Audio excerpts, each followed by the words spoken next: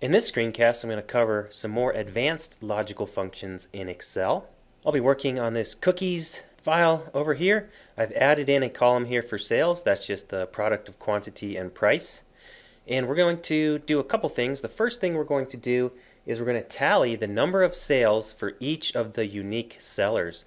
Now here in column A, we've got repeats. So I'm first going to show you two ways in which we can eliminate duplicates. So I'm going to go ahead and copy over here. I'm going to just paste.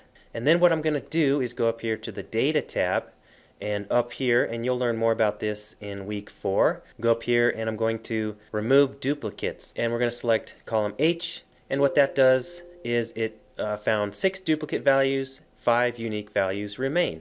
If we wanted to sort that alphabetically, I could go in here, I could go up to the Home tab, and I can sort and filter, sort A to Z.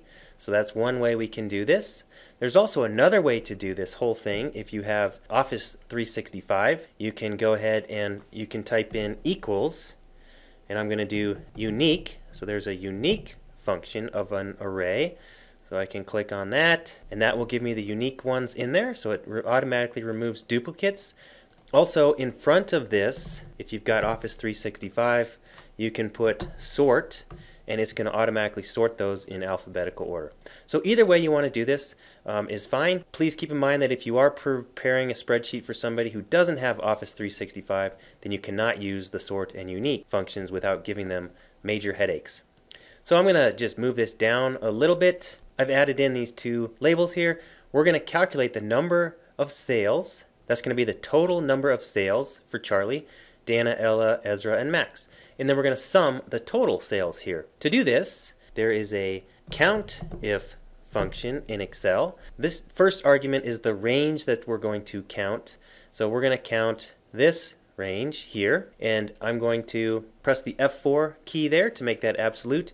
And the criteria, we're going to look through the range there, A2 to A12, and we're going to look for Charlie here. So I'm making that a relative reference. So now it's going to do that, and Charlie has made 3 different sales there.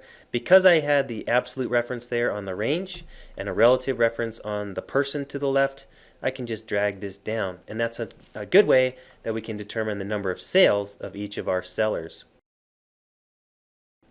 We can also calculate total sales. So I can type in the SUMIF function. The first argument is the range that we're going to be looking for the criteria, the second argument in.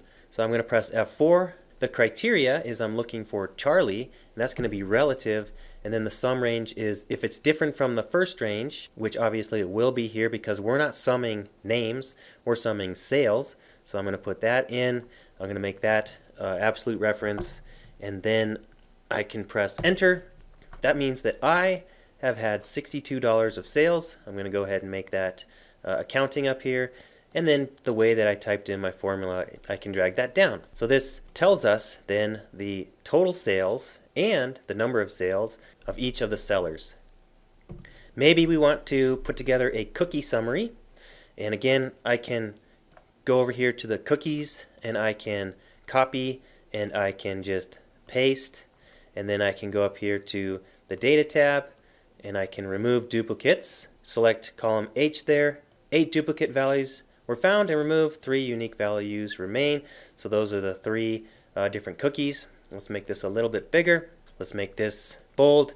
And now I'm going to determine how many boxes of each of these were purchased in sum. So I'm going to do the SUMIF. And the range I'm looking over, I'm looking for the match of the cookies in column C. I'm going to go ahead and make that absolute. The criteria is it has to be in this first row, Choco Chip. And then the sum range I'm looking over, I'm not looking at the total sales, I'm looking at the total quantity.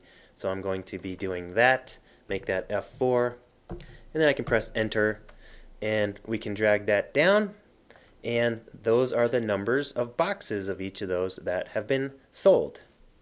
Now what if I wanted to determine 2 simultaneous if statements?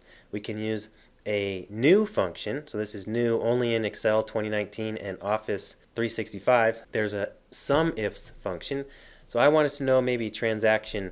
I can type in the seller and the buyer, and I want to sum the total sales if the seller's Charlie and if the buyer is Layla.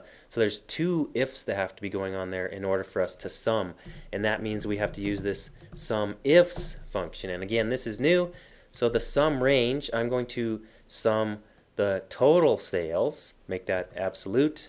The first criteria, the range of the criteria. So I'm looking over the seller, and the first criteria is that the seller is Charlie. So I can click on cell M5. The second criteria range is that the buyer, so we're looking over the buyer, I'm going to make that absolute even though I don't have to, and the second criteria is that the buyer is Layla. If you wanted to, you could do more matches, but this just does those two, and I can press enter, and this tells me then that for Charlie selling to Layla, there's been a total of $20 of sales. Let's just take a look at another one, maybe Charlie to Sally. There have been two sales over here, the first one and one of the last ones, and so we can sum that up, 7 and 35. So it's summing two different criteria, seller and buyer. The next example is going to be in this file, Boulder Climate Data. Starting January 1st, 2017, going to sometime in August of that year, we have the high, the low, and the precipitation. Now, the interesting thing is that occasionally in the precipitation column, you will see 9999, so we see them quite often. That means that the measurement was not a good one, or it wasn't made. This certainly does not mean that on January 9th, there were 9,999 inches of precipitation. Instruments do this because it's easy to filter. I'll show you in week 4 a good easy way to filter for things like this, to remove 9999s. But today I wanted to show you how we can use the max if and count if and sum if functions. The first one, we're going to take the average. Now, if I just did the average of my precipitation, so I click there, Control Shift down, so all the way down to August 31st, then if I press enter, we're seeing that the average is well over 1,000 inches of precipitation each day. Now obviously that's not correct because of these 9999s. So I can add in, there's an average if function. That finds the average given a constraint. So we have our range, but then the criteria is the second argument. And this goes in quotations, so I can say not equal to, so that's what the less than, greater than 9999, end quotation. And when I do that, it's going to average everything that's not a 9999.